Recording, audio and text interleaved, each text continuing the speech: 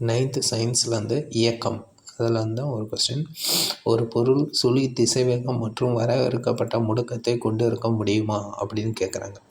அதாவது ஒரு பொருள் சுழி திசைவேகத்தில் இருக்கும்போது, அதாவது திசைவேகமே கிடையாது, 0 அப்படி இருக்கோன்னா அதோட முடுக்கம் அதிகமாக இருக்க முடியுமான்னு கேட்குறாங்க. முடியும். இப்போ ஒரு பந்தை நீங்கள் மேலே தூக்கி போடுறீங்க. அப்போ அந்த பந்து போய் எவ்வளோ ஹைட்டுக்கு மேக்ஸிமம் போக முடியுமோ போய் எந்த இடத்துல ரிட்டன் ஆகுதோ அந்த இடத்த தான் என்னன்னு சொல்கிறாங்கன்னா சுழி திசைவேகம். அந்த ரிட்டன் ஆகிற இடத்துல அதோட திசைவேகம் எப்படி இருக்குன்னா பெருமமாக இருக்கும்.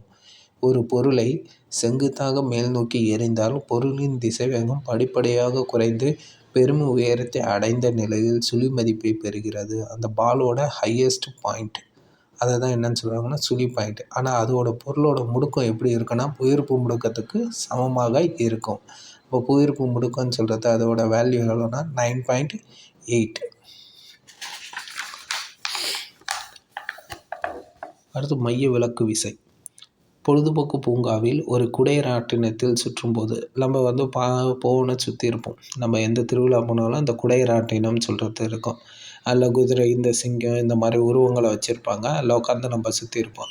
அப்போ அந்த குடைராட்டினத்தில் நீங்கள் சுற்றவுடனே என்ன மாதிரி ஃபீல் பண்ணுறீங்க அப்படின்னு சொல்கிறத தான் கேட்டிருக்காங்க. அப்போ பொழுதுபோக்கு பூங்காவில் குடைராட்டினத்தில் சுற்றும்போது நீங்கள் எந்த மாதிரியான விசையை உணர்கிறீர்கள்? குடைராட்டினம் ஒரு செங்குத்து அச்சை பற்றி சுழலும்போது அது ஒரு வெளிநோக்கிய திசையில் ஏற்படும் இழுவிசையை உணர்கிறோம். அந்த விசைக்கு பேர் என்னன்னு சொல்கிறாங்கன்னா மைய விலக்கு விசை அப்படின்னு சொல்லிட்டு குறிப்பிடுறாங்க. தேங்க்யூ.